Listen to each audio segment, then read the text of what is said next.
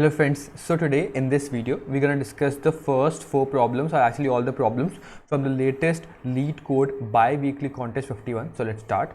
The first problem is replace all digits with characters. So as you can see in this problem you are given a string, so it consists of characters as you can see at the odd position and like numbers at the even position.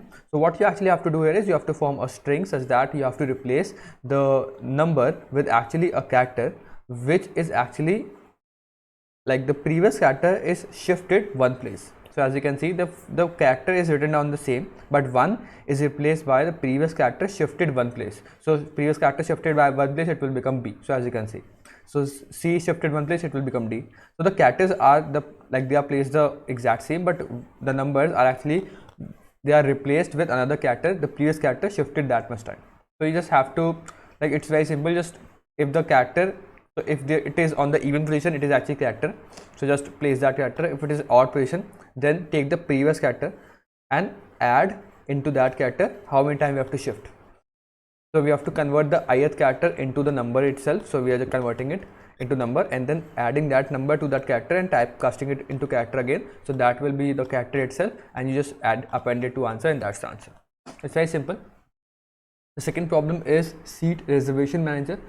So in this problem you are actually have to define or actually design or implement, whatever you can say, a seat manager class. A seat manager class is actually, this is the starter function which will actually initialize the seat manager object that will manage n seats 1 till n. So if this is a function which is int reserve, this will find out the smallest number of the unreserved seat, which is like a id. So you have n seats 1 till n, and whatever is the smallest number of seat which is unavailable, like this reserve function will return that number, and void unreserved will actually provide you, or actually it will unreserve the seat which is actually reserved earlier. So it means that you have two functions, reserve and unreserved. Reserve will fetch you or actually give you the smallest integer which is not reserved, and unreserved will actually reserve a seat which was already reserved, so it will put back and into the set. So because as you can see, we can if you want to find out the smallest seat, if you just make an array and iterate over to find out the smallest seat, it can happen to do in O of n square, and the number can be up to 10 to the power 5, so you cannot do this in n square, but you can do this in n log n. And how you can do this searching in n log n? You can just use a set, because the starting of the set or the priority queue always give you the number, the smallest number, or like a heap in log n type. So it just required to be built. So you can just use it, you can just use a set. So in the set their numbers are already sorted out, so the first number is always the smallest number, so you can just pop out the first number as a number which you want to be the smallest. So the initialize function will actually initialize a set with all the numbers from 1 till n, which is actually the seat number, and actually because they're id, so they will be unique. And if you want the smallest number, you can just fetch out the first element from the set, so that's the smallest number. And if you want to unreserve it, what you can do, you can take out the seat number which you want to unreserve and put that into the set, and because the set will always be sorted out, so it will just get into the set and continue, the question will continue out. So as you can see, forming the set will actually take n log n, and finding out the number which is the first of the set, so you can just find it in O of 1, and because you're just finding out the first element, and then if you want to insert it, it will take log n time. So yeah, so that's what we're gonna see. We just make a set, insert all the numbers from 1 till n into the set, that's the initializing function. Then the reserve function is, we just take out the begin, which is the first element, and we just use a star so that we can convert this pointer to the number itself and the value itself, and then we have to erase that from the set because we have used it. So we'll erase out first begin, which will give you the pointer to the first element in the set. You have to just erase out from the set and just return out the seat which you have booked. And if you want to unreserve it, you have to just insert that seat number into the set, and that's the whole thing. It's very simple. The third problem is so it actually tell you that you have different numbers, okay, and then you have to perform some operations such that after those operations you have to find out the maximum possible value in that element, in this array. So what are the operations? Or the following condition should be satisfied. The first condition is the first element should be 1. First element should always be 1, and the absolute difference between any two elements should be less than or equal to 1. So what you can do here is you can decrease the value of any element to the smaller positive integer. So you can only decrease the element, or you can rearrange these elements. So you can only rearrange these elements, or you can decrease any element, such that you have to form out an array such that the first element is 1 and the difference between every two adjacent element is, the absolute difference should be less than or equal to 1, and you have to find out the maximum element you can form in this array. So the best thing here is because you can rearrange them now. So what you can do, just sort them out. Okay, sorting them out will actually help you get all the elements. So let's assume that the number can be like this: 2, 3, 5, 5, 7. Okay, now you want the first character to be 1, so just make this 1. Okay, now the second character, you can make this 1 or 2 because the difference will be less than or equal to 2. So obviously you can decrease this, you can only decrease elements. So you can make this 2, then you can make this 3 because it is inbound. Okay, then maybe this element is again 5 only. Okay, and this element is also 5, and this element is again 5. So you can make this 4, you can make this 5 because like this element is 5 only. But now you cannot make this like, you cannot make this 6 because this element is again 5. You just only decrease elements. So you can, instead of decreasing, you just keep that element same. So that's the maximum possible element in the array, which is 5. So it's very simple. You just sort them out, so that sorting them out will actually help you to get the smallest element first, and all the elements will be greater than that. Okay, so you have two options, whether you can keep that element as it is, or you can increment the previous number so that it will keep on incrementing the answer. And this is just the greedy approach. You just have to sort them out. It's not too difficult to get the intuition out. You just have to sort the elements out, and then the first element is always 1, so just mark out to be 1 only. Okay, and then just iterate over all the elements from the second position because the first element is fixed. Okay, so what you will do, you will check that the ith character, the current element on which you are, if it is greater than the previous element plus 1. So see, the next element, so if the previous element is, let's assume 3, and this element is more than 4. Okay, if it is more than or equal to, I think so, more than equal to, yeah, more than equal, if it is more than, as you can see, previous element plus 1, so if it is more than that, then you can mark down this element plus 1. Right, okay, so as you can see, if it is more than equal to, so if it is equal to like 3, okay, and you want to make this equal to 4, you can make this equal to 4. You can make this, if it is equal to 4, it's fine. If it is equal to 5, then also you can make this equal to 4, because you have to somehow make the next element equal to 4. You cannot make this greater than equal to 4. If it is equal to 3, then you don't do anything. You just keep it as 3 only. But it cannot be equal to 2 because you have sorted them out. So the next element will always be greater than the previous element. So if it is sorted them, so if you have sorted them out, then the next element should always be greater than equal to this element now, because they are sorted. So it cannot be less than. So if you are greater than, then you have to just make this element greater than 1. If it is equal, then just leave that element. That's what we're doing. And then we just print out the maximum element, which is the last element. So just print out the last element. The last question is good.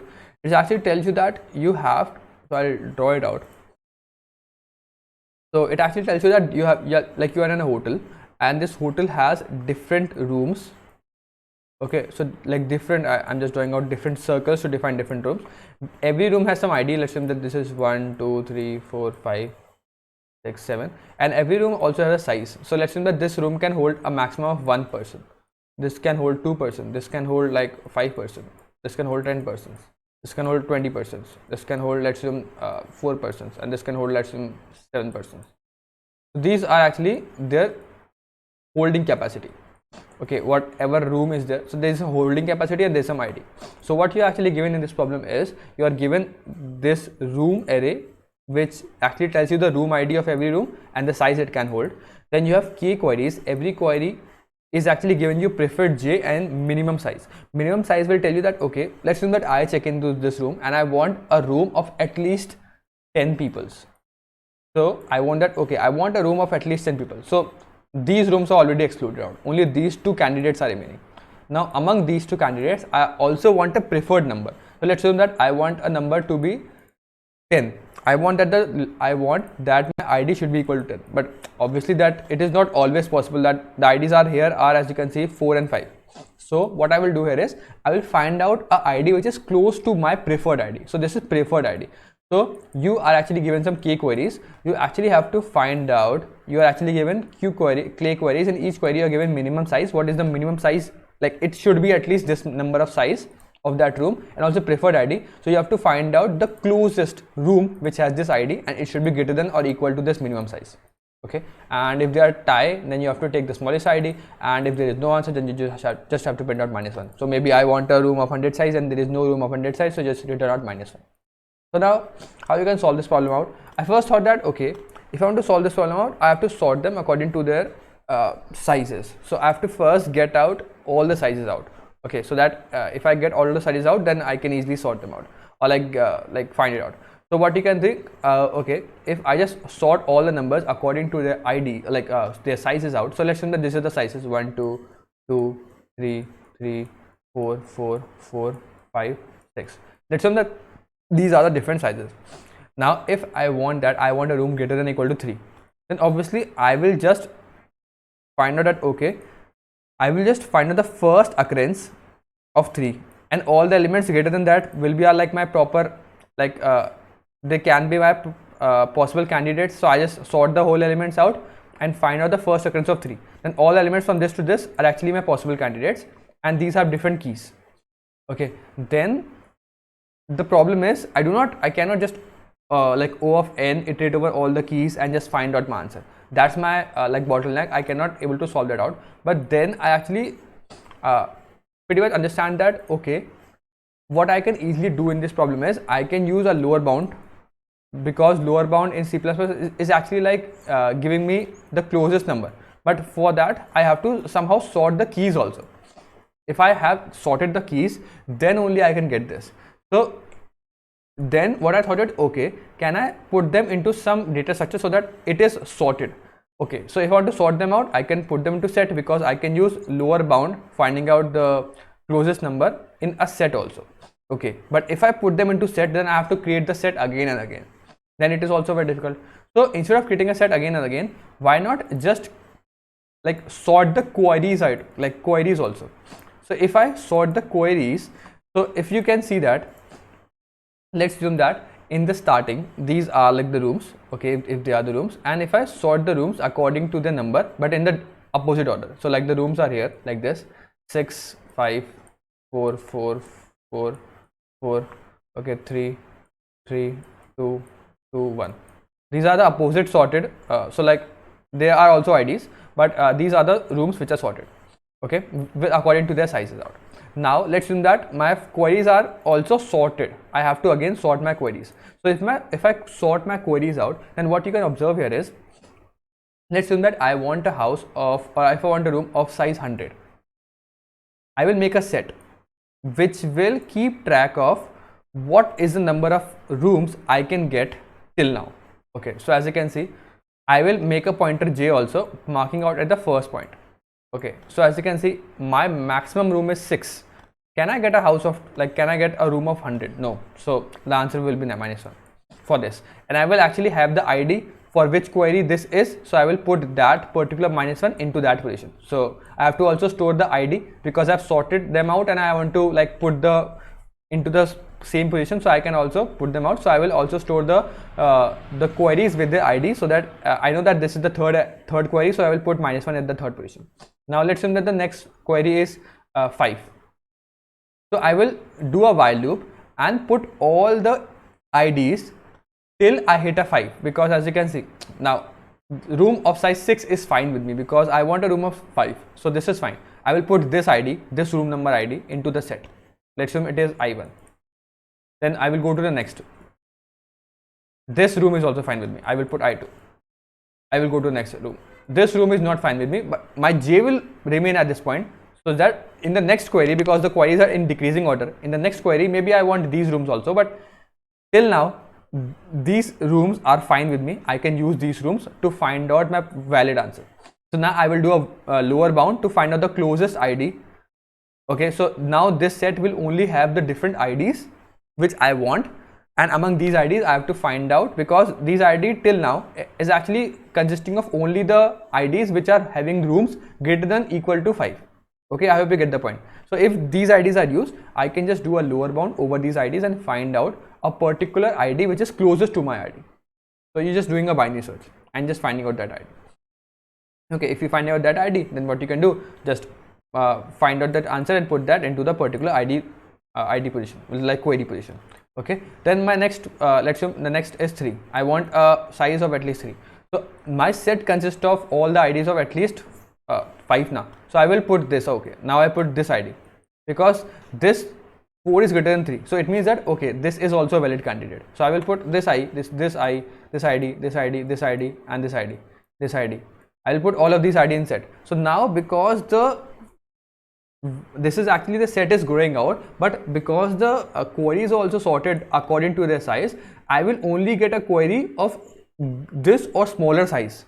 So I will not get a query of size 5 now. So if I will not get a query of size 5, I don't have to go back. I will only go down the hill, and if I got another query of size 3, this is the set which is formed. I just have to do a lower bound over this set and find out my particular answer, and then for that particular ID, we just print out that answer and put them into the particular position in the query set. I hope you understand the answer. So I'll go to the code part. I will make it more clear. So you can pause this video out. So we have to first sort the whole rooms according to their sizes. That's what we have done here. You just use a lambda function to sort them according to their sizes out. The sizes in the second position, because this is the ID, this is the size. We will sort it according to their, as you can see, according to their sizes out. Then we have to sort the queries, but before sorting them out, I have to put IDs before them. So this is a vector of vectors of queries which actually have only the preferred ID, as you can see, and the minimum size. So what I can do here is I will iterate over these queries, and in this vector I will push back a ID also, and then I will sort them according to their sizes. So it's actually creating a new vector, like I'm just appending in these queries. Now the query vector actually have now preferred ID, minimum size, and the ID of the particular query, and then we sort them out according to the sizes. Then we use a set. The answer vector is actually the for storing out all the queries answer. This is actually a J pointer which I've told you here. Okay, and then we'll just do a for loop for over all the queries. So we first insert all the rooms. We'll do a while loop such that J is less than rooms. Like if there are sufficient rooms, we'll do this while loop in which if the particular room is greater than the query size, if the particular room is greater than the query size, we'll put them into the set and go, if I move my J to the next point.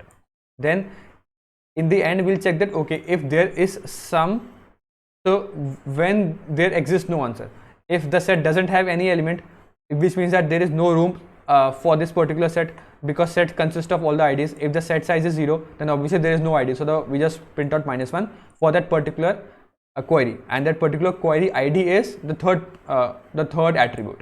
The first is preferred size, the second is minimum size, and the third is the ID. So for the third attribute, we just put -1 and we just continue on for the next thing. But if it is not possible, we just find out the minimum.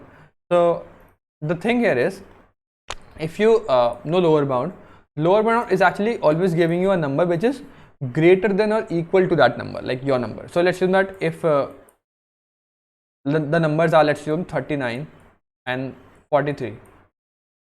Okay, and if you search for 40, okay, if you search for 40, then what you actually see here is it will give you 43 because it is greater than or equal to 40. But the answer is actually 39 because that is more closer to your number. So the number can be either the lower bound number or the number before it, because that is the particular, like if you take out any number before 38, then obviously that cannot be the answer because 39 is even more closer. And if you take out any number ahead of it, which is like 44, that is also not possible. So the number can be either your answer which you get from the lower bound or the number before it, because the lower bound can only give you a number which is equal to that number. Maybe that number is 40, so you can get this number only, which is fine. But if that number is 41 or like 42, then it will give you a larger number, and you can also check it with previous number. So you have to just check with two numbers, so you get the lower bound over the set, and you just have to check that whether it is not the end, if it not go out of bound. So if it not go out of bound, we just check out whether this IT star is actually finding out that particular position value. So if the difference between the query and this is smaller than the minimum, we'll update that minimum and the ID itself, because we have to in the end print out the ID. And also we want to do this same thing for the back element, but we have to also check that this IT back should not be like, it should not be the end. If it is not the end, which means that if the ID we are searching for is the starting point and we want to search the one element back, and the lower bound actually give me the first element, how you can go back? So I have to also check that the previous element should exist. If it exists, then we just go back and just do the same thing, and then whatever is the minimum, we just put that particular ID into that query position, and that's the answer. I hope you understand the logic and the code. You can pause this video out for like looking at the code. I hope you understand the logic and the code. If you still have any doubts, you can mention out. I'll see you next one. Till then, keep coding and bye.